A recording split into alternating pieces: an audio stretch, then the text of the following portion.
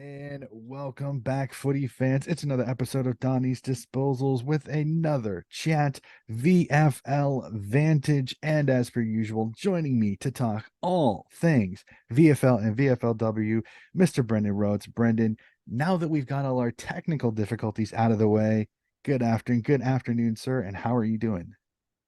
Yeah, afternoon, Donnie. There's always technical difficulties when I'm around. I'm good at talking about stuff, but not fixing it. But yeah, no, everything's going great over here in, well, do we call it sunny Melbourne? We can at the moment, but it's been cold the last few days, so as we head towards winter, which is a little bit annoying, but away we go anyway. Well, I would gladly trade places with you because we're starting to get pretty warm up here. Summer is starting to really rage its ugly head here, but we're not here to talk weather. We're here to talk Well, the VFL and the VFLW, sir. So let's jump right into it. Before we get into the four rounds that we have to cover from round 7 through 10, I will repeat that again. So hopefully this time we don't have any issues when it comes to that. Round 7 through 10 in both the men's and the women's. Quick thoughts on how things are going because both competitions are keeping us quite entertained. yeah, well, if you look at the VFL competition, it is really tight.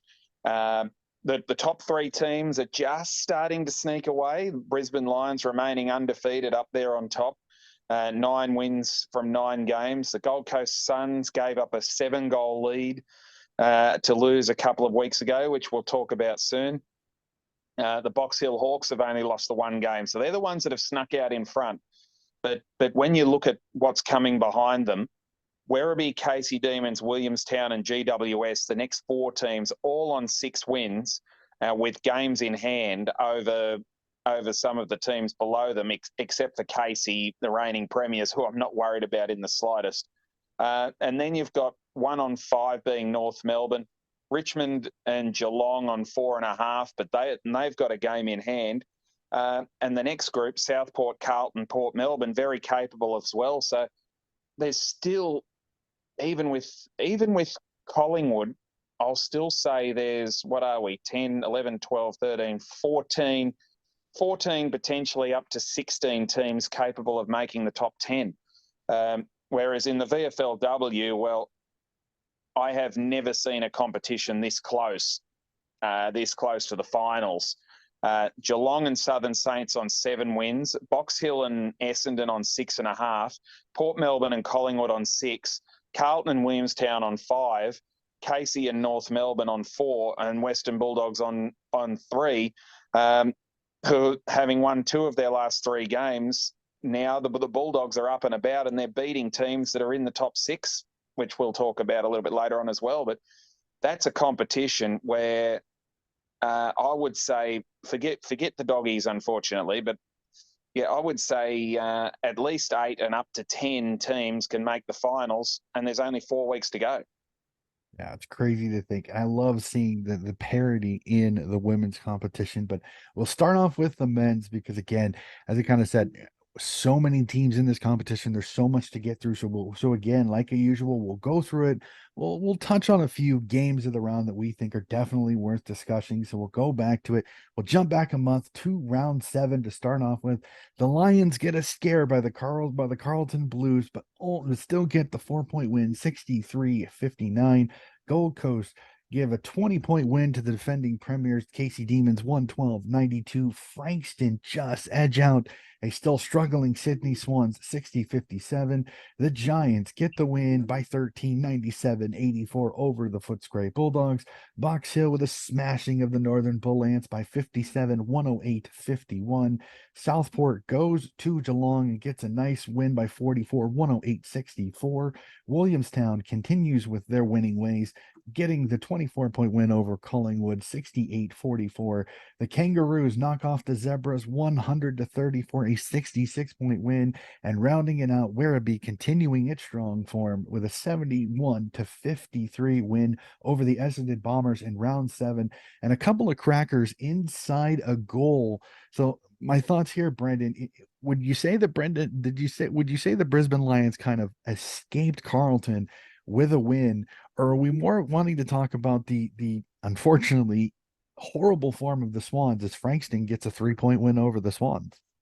Well, we can quickly mention both of those. The Lions Blues match was basically goal for goal throughout. They were level late in the game, and the Lions had 4 chances to seal victory and kick 4 behinds. So that's the difference there. The 4-point win.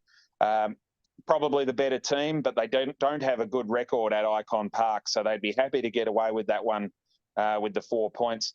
The Swans, well, with all due respect to Frankston, it was Sydney who lost that game more than Frankston winning it. That was a game that I was at.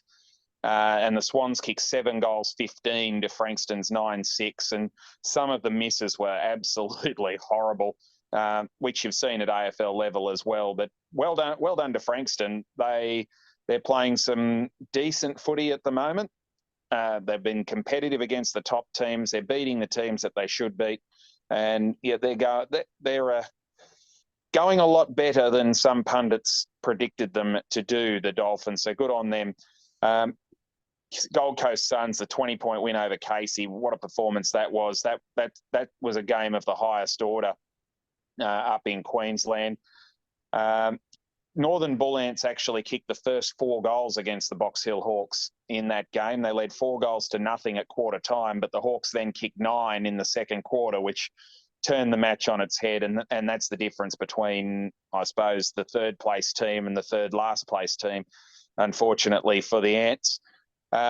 Southport, it was their first trip to Geelong ever, so a good win for them. And North Melbourne really going nicely, as we'll talk about with a couple of their other victories later on.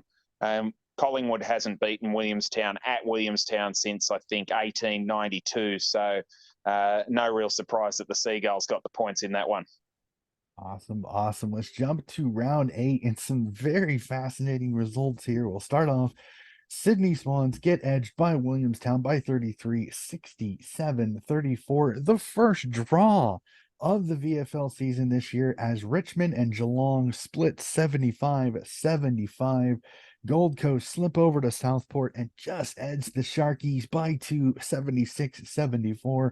North Melbourne with an absolute smashing of Frankston, 131-56. The Bull Ants get another win, beating the lonely Coburg Lions by 7, 87-80.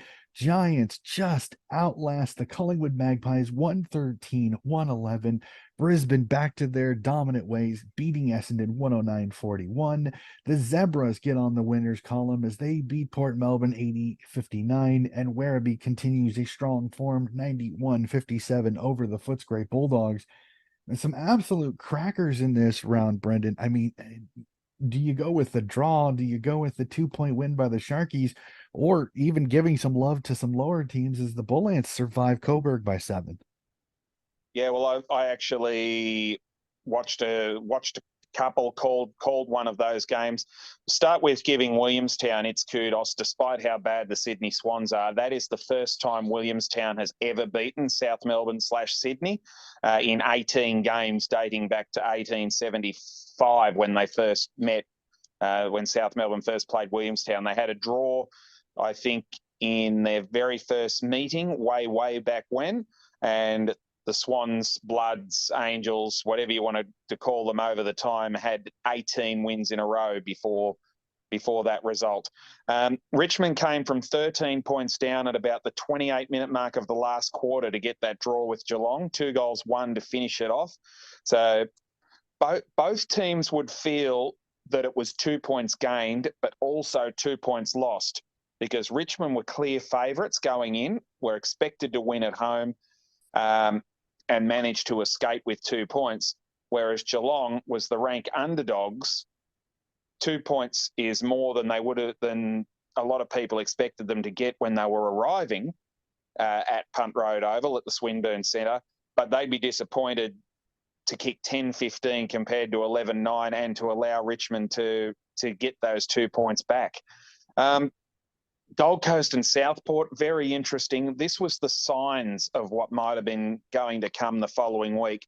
Gold Coast led by 47 points during the third quarter, and Southport absolutely rocketed home and actually had a shot for goal from 50 metres out 2 seconds before the siren that would have won them the game through Jacob Heron, that unfortunately just missed, and the Suns held on by 2 points. So wouldn't call it a thrilling finish, but not a thrilling match. And Gold Coast would be thinking, yeah, we were lucky to get away with it. And Southport will be thinking, well, we shouldn't have let ourselves get that far behind. I did call the Battle of Bell Street between Coburg and the Bull Ants, and that was a ripper contest. The first half, the standard was pretty ordinary, as you'd expect from two teams down near the bottom of the ladder, but very tightly contested. The second half, the skill levels just went through the roof as both teams realised that, hey, this is a rare chance to have a victory. And poor old Coburg, I think since 2021, has now lost something like 12 games by under 10 points without actually winning one. Sorry, they've won one. They've won one. So they just don't know how to get over the line in close games. So much happened in this round. GWS's 2-point win over Collingwood. The Giants were 30 points down midway through the last quarter and came back to win that one by 2. So a massive comeback in that game. Brisbane Lions, no problems with Essendon. Sandringham, that was an upset win over Port Melbourne, but they had no trouble. And Werribee, that was their first ever win over Footscray at their home ground, at Werribee's home ground, Avalon Airport Oval, would you believe? So a big round of action that was. Definitely some exciting. Again, you're going to get the upsets just because there is the split zone, but man, it's great to see some nice competitive footy, and especially the Coburg Preston one, or the Northern Bull Ants. It's great to see a couple of teams that they haven't had so much success just have a crack, go after it, and I love that you get a cracking game out of that. We'll jump to round 9. And we'll keep it going. Box Hill continuing great form, beating Southport by 39, 84-45. Werribee just edging the Suns 91-89. Brisbane back to its normals with a smashing of Coburg 155-38. Casey surviving a test by North Melbourne only by 15, 117-102.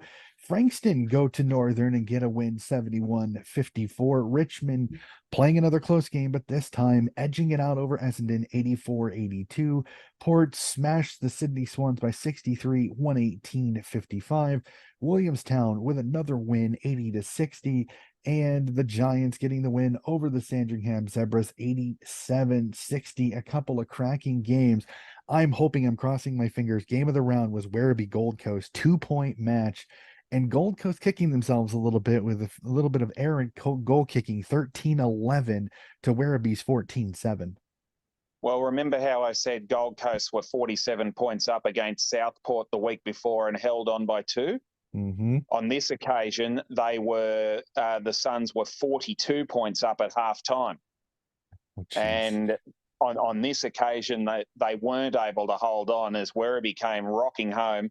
They kicked 6-1 in the last quarter, Werribee. The biggest one was there was a little bit of controversy involved with Werribee trailing by 23 points. Gold Coast defender Charlie Constable stepped over the goal line to concede a rush behind. Now, the umpire very quickly came in and said, well, that is a deliberate rush behind. So that presented Werribee with a free kick in the goal square.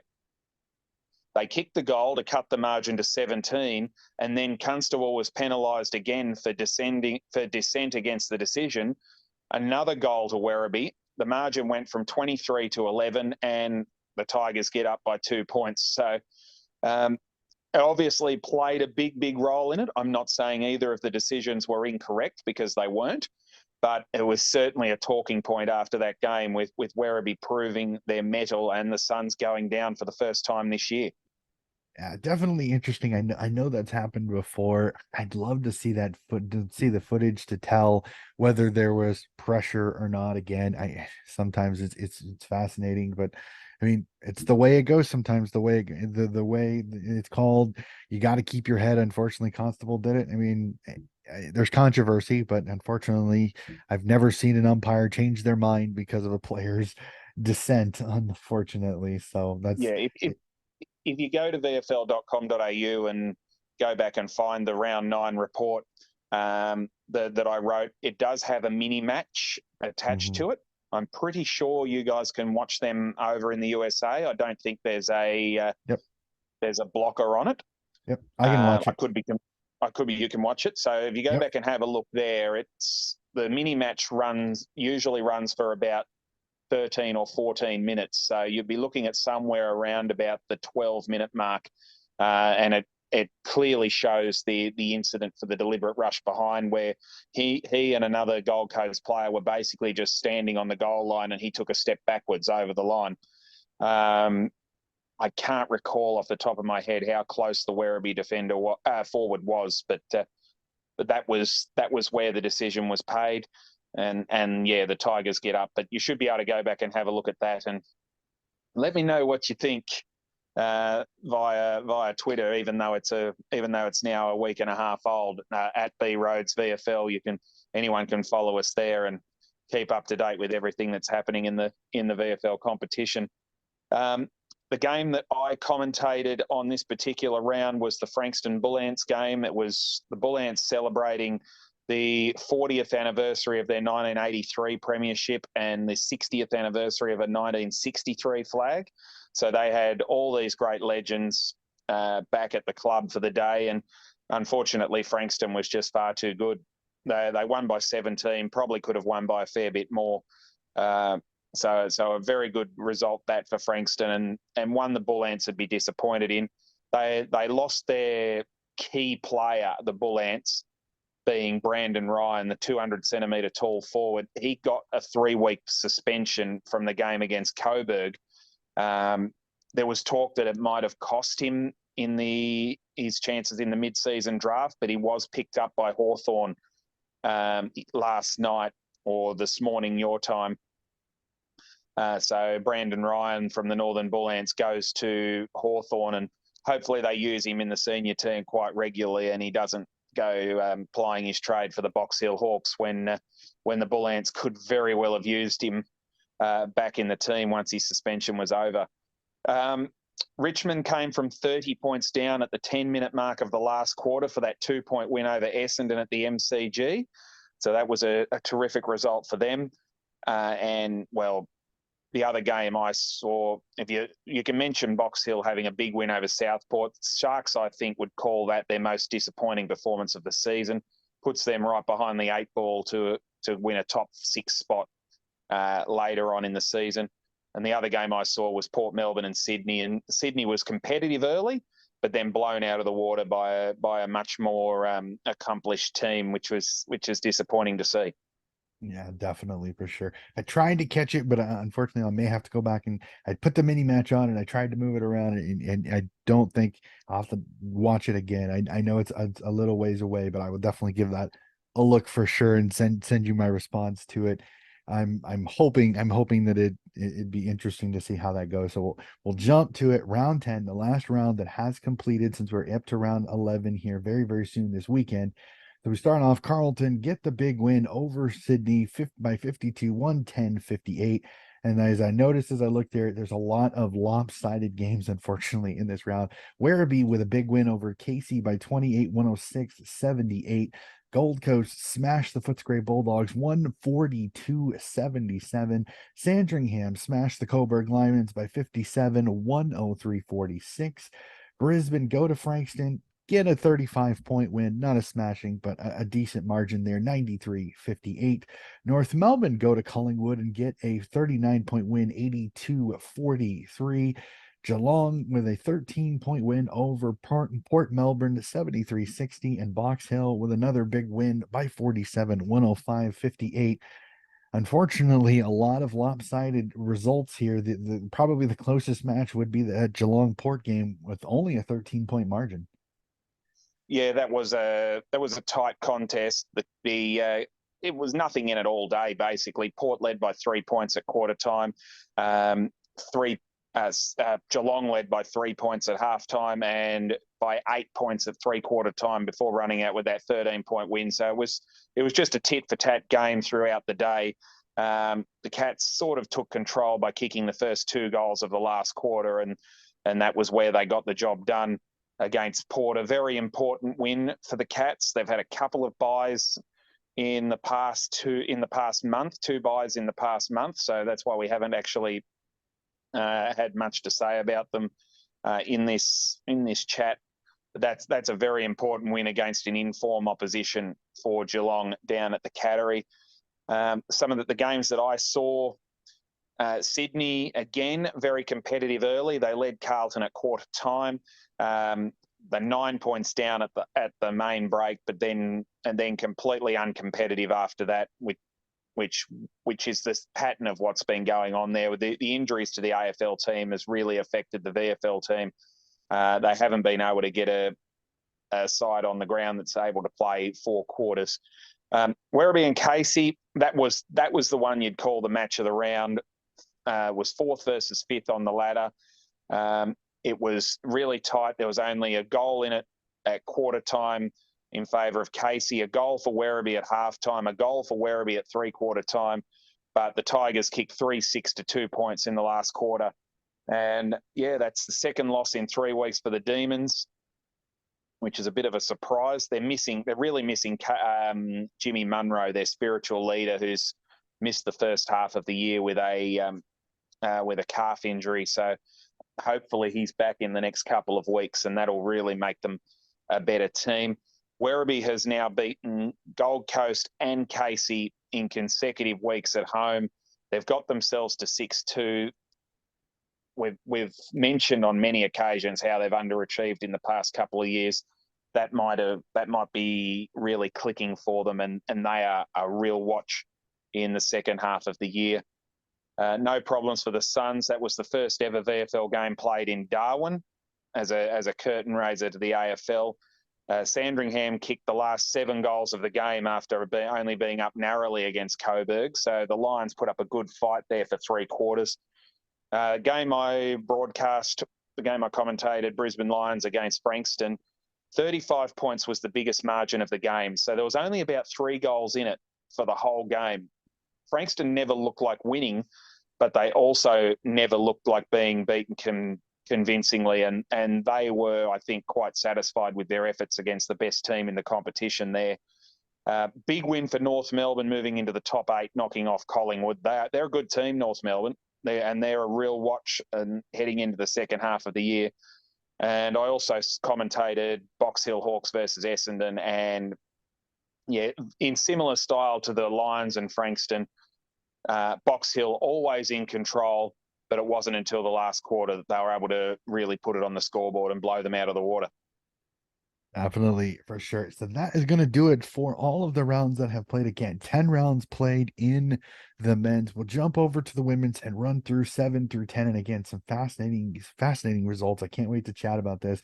Start off round 7. We'll go back a little bit. Box Hill get the win over Darebin 35-8, a 27-point win here. A cracking game between Collingwood and Geelong sees a 3-point win by the Pies, 30-27. Carlton with a nice 20-point win over the KC Demons, 49-29. An absolute defensive slugfest between North and Port as North just edged the Port Melbourne Burrows 6-4. Yes, I said 6-4. Williamstown just edge over the Western Bulldogs 43-38, and Essendon get a win over the Southern Saints 20-8. I'm gonna ask this. I haven't had a chance to watch this replay before.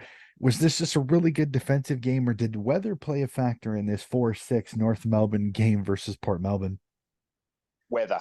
That's what Pure I and thought. simply weather. It was a Saturday night game, which the ladies don't often get to play under lights, and it was pouring rain for most of the night. So it was almost impossible conditions for the girls to play in.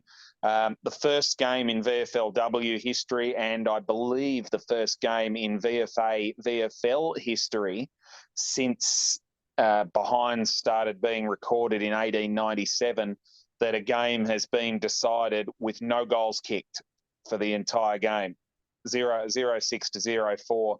It's North Melbourne's lowest ever score. It's Port Melbourne's lowest ever score. It's also the lowest ever score that both teams have conceded in a game. So Port Melbourne is saying, yeah, the lowest score we've ever given up in a game of football, and we lost. That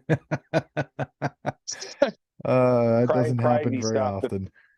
Port Melbourne's defence, to be fair, is in good shape. In round 6, they only conceded 1-2 to Carlton. So in those 2 consecutive weeks, they only conceded 12 points across 2 games. They only got 1 win out of it, which they'd be disappointed about. We'll talk about it a bit later on. They've bounced back pretty well from that. Big congratulations to the Darebin Falcons. This was an oversight on my part.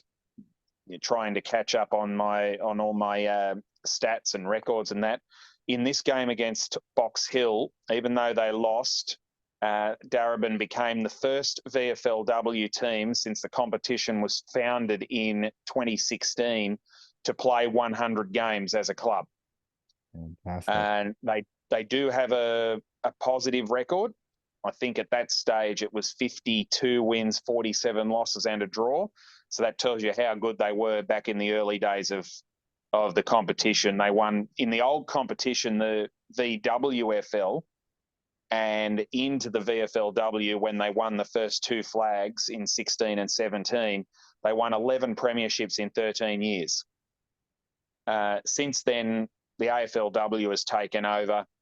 The really good players that they bring through get drafted. They can't hang on to them, and that's where it's tough for Darebin as a standalone club. But good on them to getting to the milestone, and they've got a full year or more ahead of the next team. I think Geelong is now sitting on about 84 games, so they'll be the next one to reach that milestone.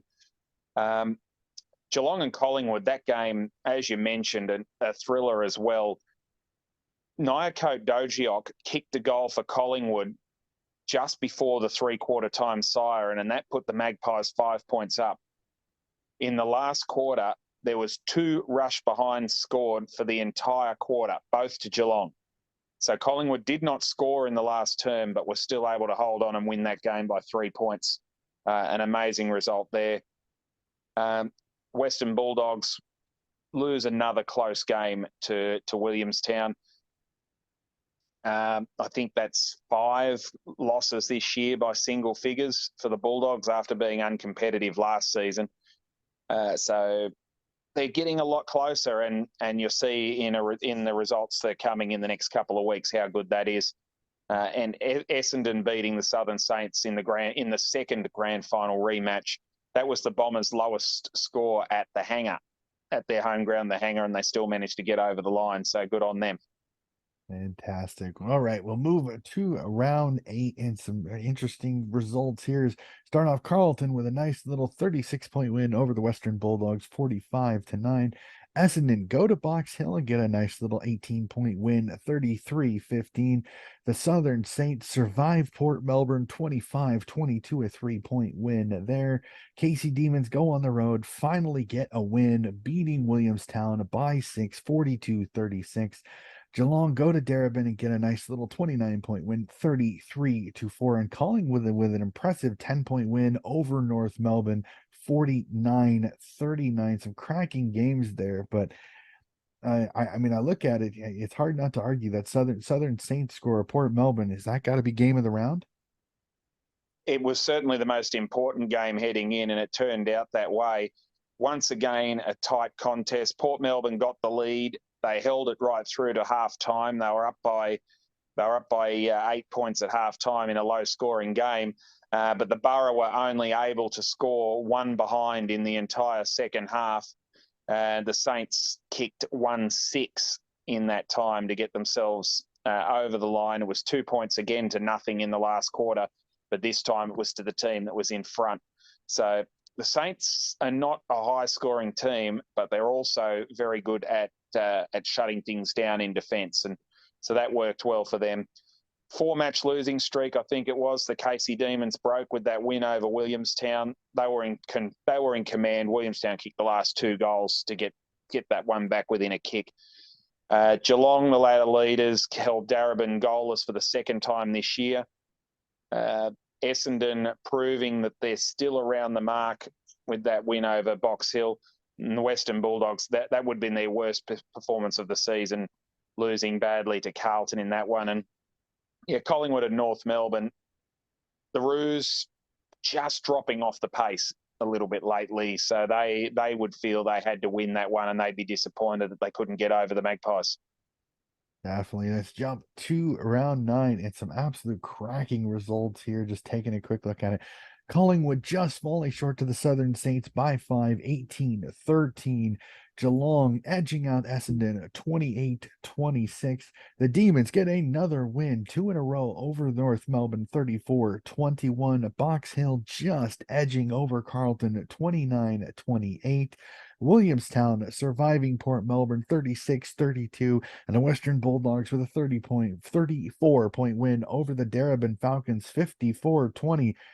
Man, Brendan, looking at this, 4 games decided under a goal. I mean, this was just a plethora of exciting games of footy. And you just couldn't take your eyes off them in this particular round. Essendon had 8 AFLW listed players rested for this game against Geelong, who are on top of the ladder, and to lead them by 5 points at three-quarter time and only just fall short by 2 with the Cats kicking 2-1 in the last quarter. That showed to me more about Essendon than it did about Geelong. Yeah, the Cats got over the line. No, not taking anything away from them because good teams find a way to win. But the Bombers, with basically half their best team out, had every chance to knock off the top team on the ladder. And that proves that when the finals come around, they're going to be right there and around the mark again. Saints and Collingwood, as I just said, they're not good at scoring, the Southern Saints, but they're also very good at not conceding. And Collingwood did not kick their only goal of the game until the 14th minute of the final quarter. And that's what managed to set up a very exciting finish with the Saints hanging on to get that win in a low-scoring game. The Box Hill Carlton game, that was decided by a kick after the siren. That was a magical comeback. A young lady by the name of Gabby Collingwood, who played 32 AFLW games for the Brisbane Lions back in the right through to the end of, I think, the 2020 season. Since then, she's had 2 knee reconstructions, been unfortunately delisted by the Lions. She came down here after those 2 knee reconstructions. That's her first game in 2 years playing for the Hawks. And she got a free kick and a 50-metre penalty, kicked the goal after the final siren to win the game by a point. So a really magical return for her. Definitely, for sure. You always love hearing those great stories, and we'll jump to it. Last round that has Before you do, gone. sorry, Sure, go ahead. sorry, Donnie, I will quickly mention the other 2. Williamstown by 4 points over Port Melbourne. That's Port's 3rd consecutive loss by under a kick, which made it tough going. But Williamstown, they're on the fly at the moment. Before this year, they'd never won more than 2.5 games in a season. And now when we add the victory in round 10 that we're about to talk about, they've won 4 out of their last 5 and 5 for the year. So they're flying. And when the Western Bulldogs win, they win big, don't they? So good on them, a second victory over the Darebin Falcons. Definitely would jump to it. Round 10, staying with those same Bulldogs, as you said, with a 16-point win over Collingwood, 40-24. The Borough finally win one in a close game, beating Geelong 32-25, a 7-point win there. Southern Saints put some offense on the board, putting up 31 and knocking off the KC Demons by 8. 31-23. Box Hill beating North Melbourne 33-11. Essendon beating Darebin 42-8. And as we said, Williamstown continuing their winning ways with a 50-12 win over Carlton. Another impressive game there, but I gotta say that 7-point win by Port finally got to feel good to get one on the winning side in a tight one. Especially going away, all the way down to Geelong, and playing the ladder leaders. As we said, Geelong found a way to get over the line against Essendon a couple of weeks earlier. But this one was just a terrific performance by the Borough. They took the lead just before halftime. They kicked 3 goals in quick succession just before halftime and never really looked back. The Cats did kick 2-1 in the second half. Geelong had a lot more of the ball throughout this game, but just a terrific performance by the Borough. They didn't score in the last quarter, but they held the Cats to 1-4, and that's a crucial win that put them back into the top 6 and ahead of those chasing teams for a spot in the finals. Williamstown, well, in round 5, you might remember from our last podcast, Williamstown was 11th on the ladder and Carlton was on top, and Williamstown won that game by 35 points. They proved that it was no fluke on this occasion, a 38-point win this time over the Blues, and that actually now draws them level on points on the ladder. Carlton has slipped from 1st all the way down to 7th now, and Williamstown, with 4 wins in the last 5 games, are sitting in 8th spot, only behind the Blues on percentage, and with a chance to go into the top 6 with a victory this weekend. The Western Bulldogs, wow. We were saying wow when they beat North Melbourne earlier in the year and broke that 17-match losing streak. This is clearly the upset of the season, to beat Collingwood there. They'd only ever beat them once before in their history. The Magpies were sitting, I think, 2nd or 3rd on the ladder going into this game, and the Bulldogs just pounded them. 16 points was a result that flattered Collingwood. They kicked the last 2 goals of the game, the Magpies, just to get back to 16 points. So that is a real thumbs up for the Western Bulldogs. It gets them a 3rd victory. I don't think it gets them back into finals contention. They're still 3 games out with 4 to play, so they'd need an absolute miracle. But they are really seeing some green shoots and a lot to build on heading into next season there for the Doggies. And yeah, the Southern Saints, well, that win over Casey did again kick the last couple of goals to make that closer than it otherwise was. So the Demons and the Kangaroos will find it tough as well to make the finals, given their form throughout the recent rounds of the season. Yeah, again, and only 4 games to play. It leaves it much, much tighter. So that actually, finally, we have gotten through all the games. Sometimes 4 rounds can take forever. So it was fascinating again, and I I love hope I that you. haven't lost your attention. No, it's absolutely, again. There are times that I'm trying to cover 3 different state leagues, so it's like I'm not always 100% up on some of these games. But the best part is when I have somebody that's seen most of the games that knows it. I absolutely love talking to it. So I appreciate everything that you did, Brendan. So we'll jump to it to my favorite part of the thing is burning questions. And we'll start with the men because I'm fascinated by this because I've asked this question in my sample is can a team go undefeated? So Brisbane Lion is still the only team without a loss in the VFL season. I know it's a grinding long year with 21 teams in the comp. So can the Lions run the table? And if not, what most likely do you see being the team that can maybe be the foil to an undefeated Lions season? I think they can. They're certainly good enough, but their next game shapes as the biggest challenge.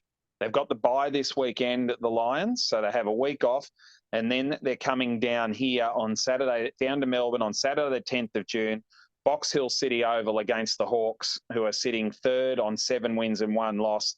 That is the one in the near future.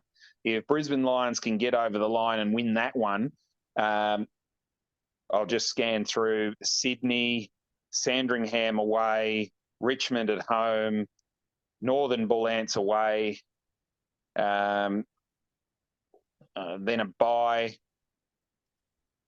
Brisbane Lions, Geelong at home, Gold Coast in the Q clash in round 19. That's shaping as a mouth-watering contest. Mm-hmm. Another bye in round 20, Williamstown in round 21, and the Casey Demons at Casey Fields in round 22. So I say they can go through undefeated.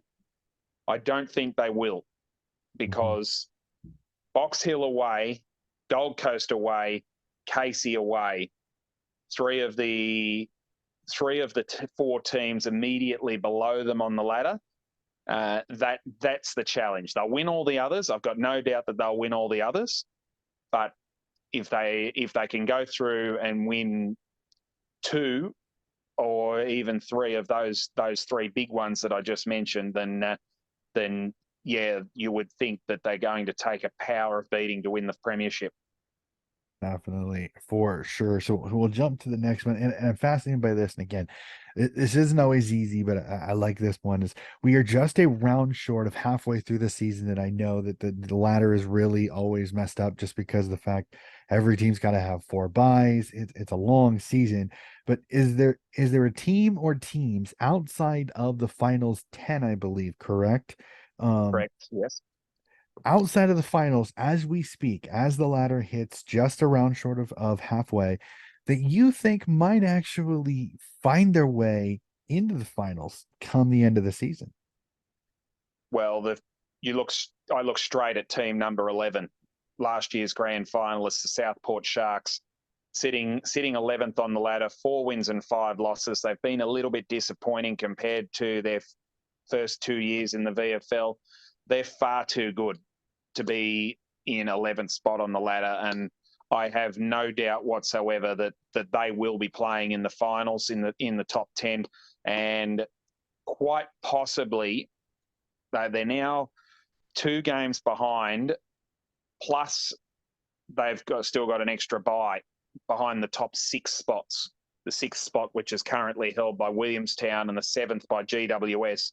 Both those teams are 2 games ahead with a game in hand on the Sharks.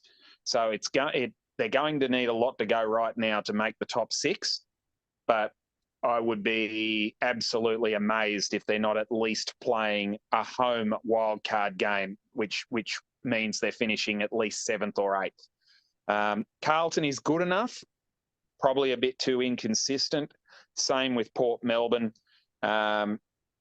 You can never write off Collingwood, who are sitting in 14th spot, but not playing the best football at the moment. I don't think Sandringham or Frankston have the depth to be able to push up and make that top 10. They're a game and a half out at the moment. Their best is good enough. I don't think they can do it regularly, unfortunately for them. Essendon, I'd say no. Footscray is probably a team that could come from the clouds. They're 2 and 6. They're sitting in 18th spot on the ladder, but the 6 losses, and you think of the 6 teams that they've been beaten by: Brisbane Lions first, Gold Coast second, Werribee 4th, Casey Demons 5th, and GWS 7th is 5 of them. And they lost by 5 points. Sorry, I tell a lie. One of those teams, maybe Box Hill, they haven't played yet. They haven't played Box Hill yet. They lost to Southport as well. So they've played all the best teams. So their fixture is going to open up now for the rest of the season. So they could very easily go on a run and get into the top 10 from nowhere. But apart from that, yeah, Southport will make it. Carlton, Port Melbourne, and Footscray could make it, and I think the rest probably won't. Interesting. And again, there's so many games of footy, so much can happen. But I agree with you. I think Southport they're strong. They'll get in. I think they'll get in. This ladder is going to fluctuate a little bit. So we jump from the men to the women, and again, as you kind of said, this is a very tight ladder. This is a ladder that I think is still going to fluctuate a little bit. But I asked this: Geelong and the Southern Saints are the top 2 teams on the ladder with 4 rounds to go. Are these the 2 sides that we see fighting for the minor premiership, or is there another team outside the top 2 that may sneak their way in and claim the minor premiership? Well, anything is possible. Absolutely anything is possible. Geelong sitting up there, 7 and 3, 170%. So that's where you look to see whether they can stay up there. The next best percentage in the competition is the Saints with 131. And amazingly, the third and the third best percentage belongs to Carlton, who is sitting in 7th spot. Outside the top 6, they've got a percentage of 130.7. So that is, if they can pull their finger out, they could get back up to the top. I don't think Williamstown could get to top spot, but they can definitely make the finals. Port Melbourne, maybe too many close losses. Box Hill and Essendon are definitely candidates for top spot, and I think at their best, they're probably the 2 best teams in the competition, sitting 3rd and 4th. So they're certainly ones to watch there. But really, any one of the top 10 can make the 8, as I said, and can make the 6, I should say. As I said earlier, notwithstanding the fact that Casey and North Melbourne now need a lot to go right. But anyone from Geelong down to Williamstown can probably pick up a home final, can make the top 3 and 3 or 4 and get themselves into really good shape heading into the finals. I'd say any one of the top 4 could finish on top. And without actually having a quick look at the fixture, Geelong plays Casey this weekend. Southern Saints play Carlton. That's a massive game, that one. Box Hill plays Williamstown. Essendon plays North Melbourne. So you could very easily see all 4 win. You could see Box Hill and Essendon win, and then they will swap and take the top 2 spots because Geelong and the Saints don't have easy games, even though their opposition is outside the top 6. So I'm making short stories long here. I know, but Geelong versus Box Hill in round 12 is a match that's really going to tell us a clear story. So that's one to watch in round 12. Round 13, all 4 teams in that upper bracket have a good chance. Probably Collingwood versus Geelong is the big game there. And in the final round, Box Hill versus Southern Saints, they could even be playing for top spot by then. So it's wide open. Yeah, which is, you kind of answered my next question too, because I asked, and as we kind of said, it's such a competitive. I said, can Carlton and Williamstown, who are just outside of the 6th, can they get into the finals, or is the top 6 set? As you kind of said, I don't think so, because the way this thing is tight. Can Carlton still make finals, or is it a little bit of an uphill battle for the Blues?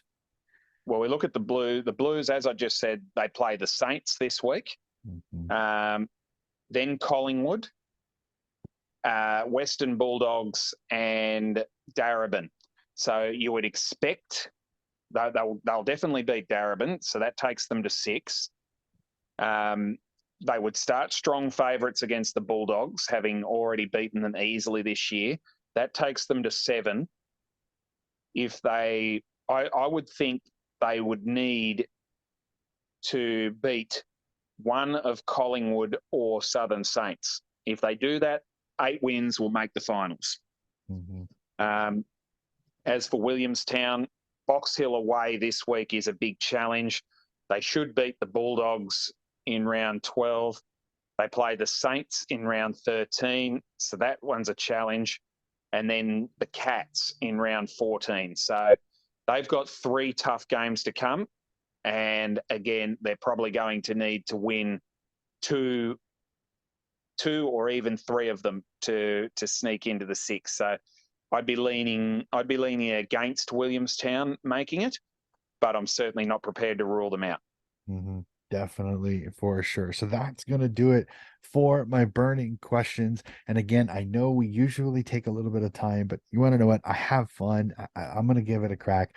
Tips for round 11 for both the men and the women. So we'll go quickly on this one, since we don't want to take up too much of your time. This is absolutely, again, fantastic chat here. We'll jump to it. We'll start off in the men. Southport hosting Casey Demons. I like the Sharks in this one. Who do you like? Grand final rematch, this one. and Southport will have had it penciled into the fixture for a long time. They're not going the greatest, as we've mentioned. Casey not going the greatest, as we've mentioned. The Demons will be desperate not to fall over, but and to stay in touch with the top four. But I think the Sharks, they'll be hungry to answer what happened on grand final day last year, and they simply have no choice to win. So I'm going to back the Sharks at home in what should be one of the games of the season. Yeah, all right. So we got Port Melbourne hosting the Gold Coast Suns ETU Stadium in Victoria. Who do you like in this one?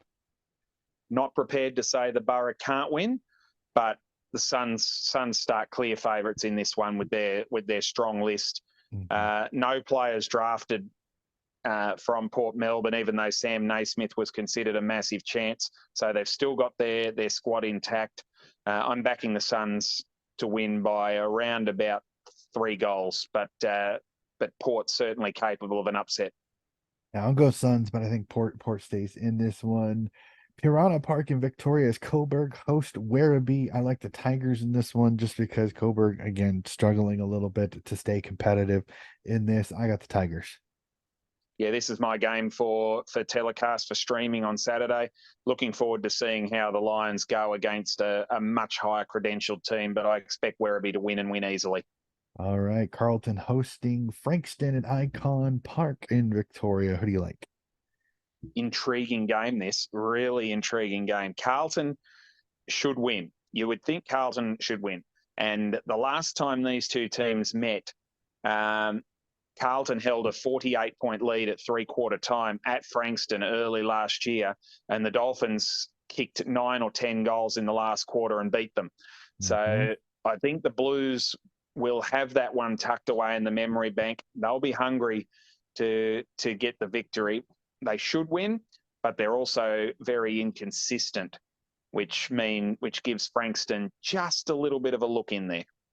Yeah, I'm going to tip the Blues in this one just because at home, again, Frankston, I think they had a little bit of that hometown cooking in that fourth quarter. I actually saw that game. I actually had my Frankston interview over the offseason was like, he sent me the YouTube video. He's like, you got to watch the fourth quarter. So I watched the fourth quarter of that game. That was absolutely mental.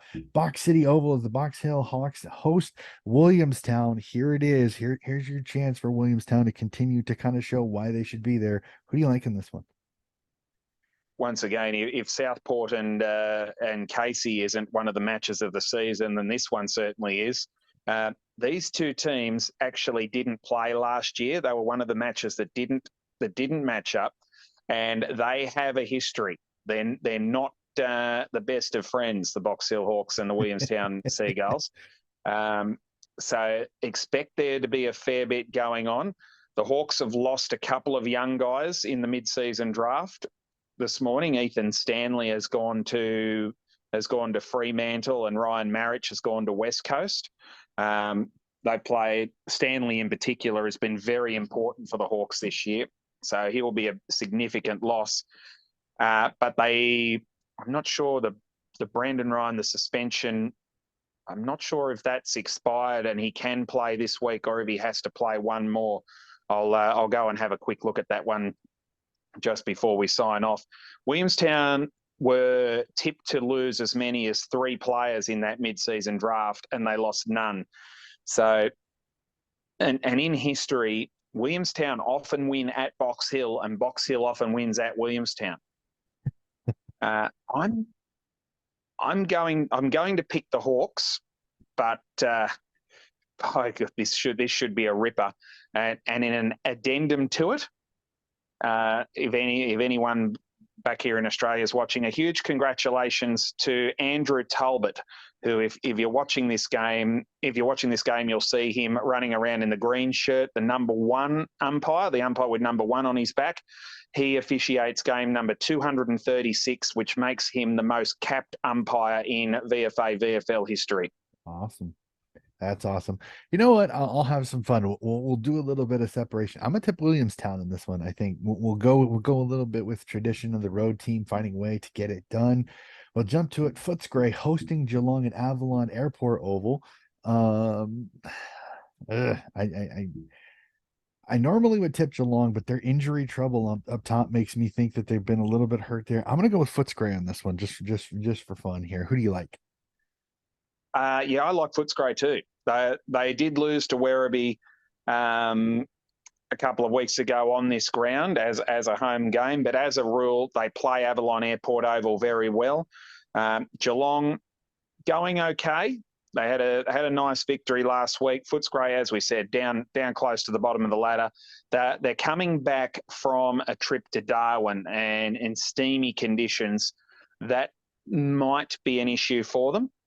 We'll see how they recover from that. If they have recovered from that, I really see that they can beat Geelong.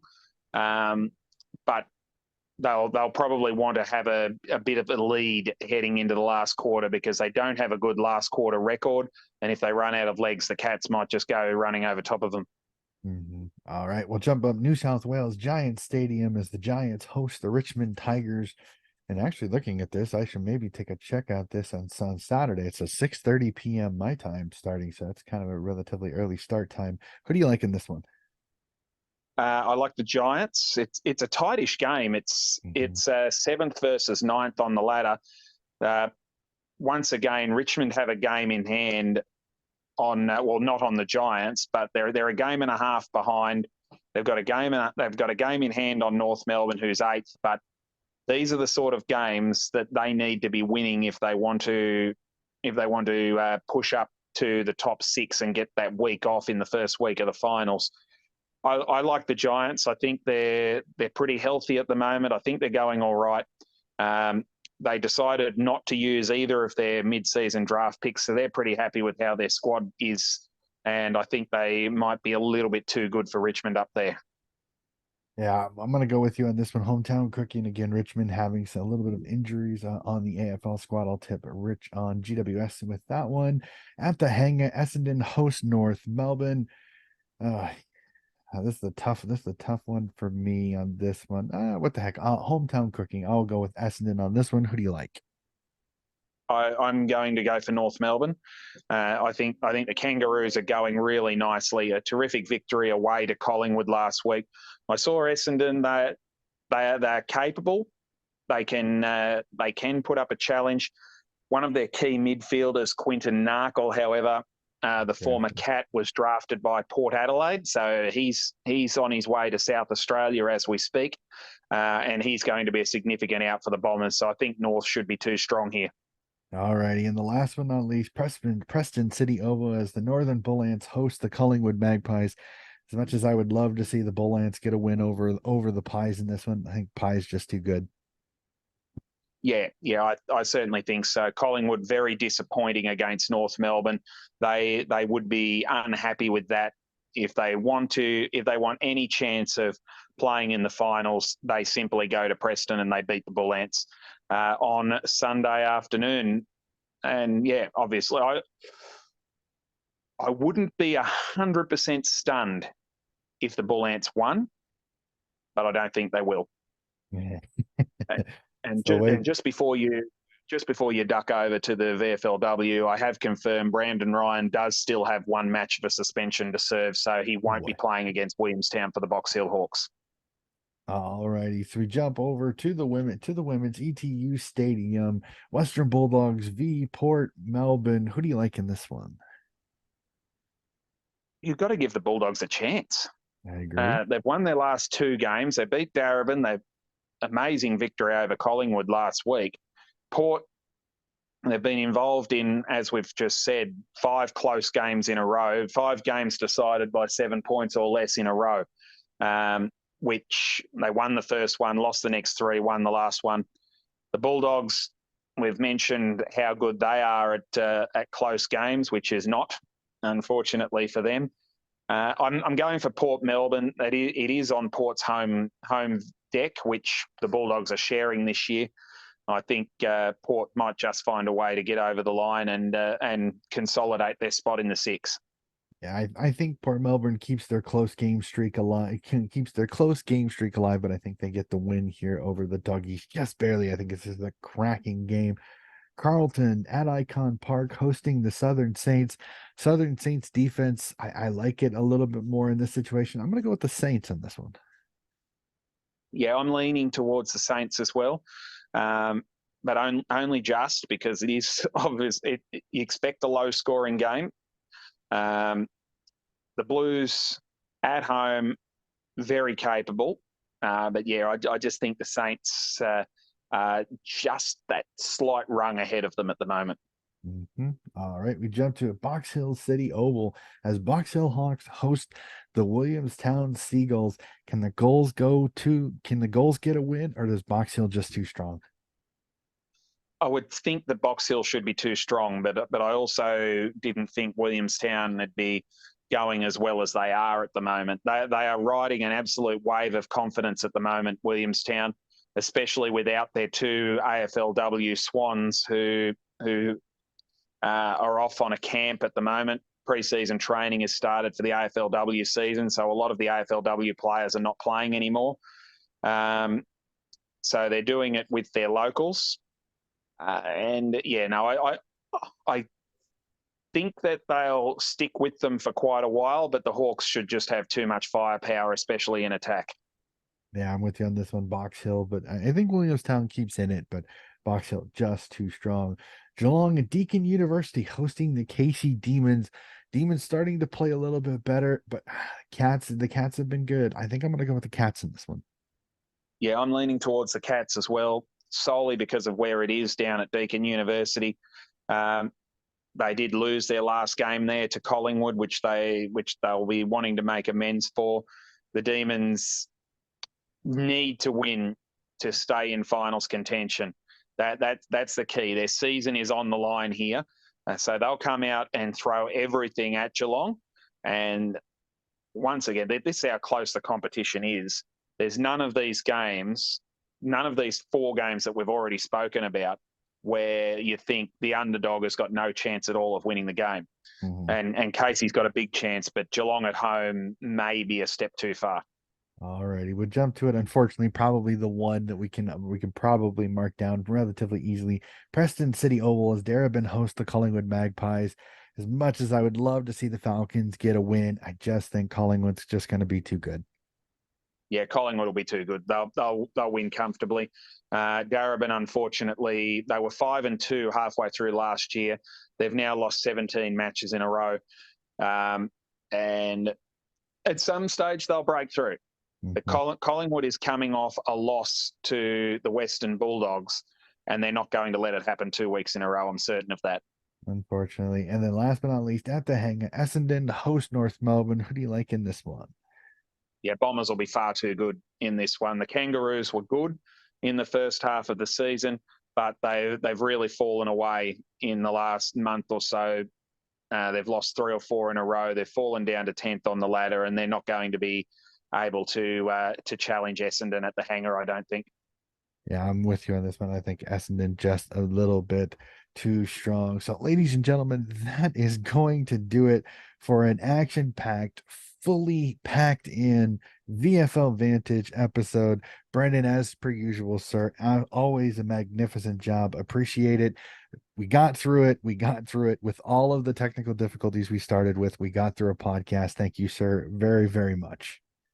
Not a problem, mate. Always great to speak to our American fans, and yeah, big congratulations also to Mason Cox on his 100th AFL game last week. That's really got to be driving people in America to play our great game, as is the great work that you're doing, and Brian Barish and a number of other people are doing over there. And yeah, we look forward to seeing more and more AFL players coming out of America. Mustn't forget Danielle Marshall, who's plying her trade in the AFLW for Essendon as well. Another American doing very good things. So hopefully many, many more to come. Definitely, for sure. And knowing that Danny Marshall is the only alumna that actually has played USAFL, for someone like me who has played in the league here, it is nothing but smiles seeing that. And again, to Mason Cox, so congratulations, getting 100 games.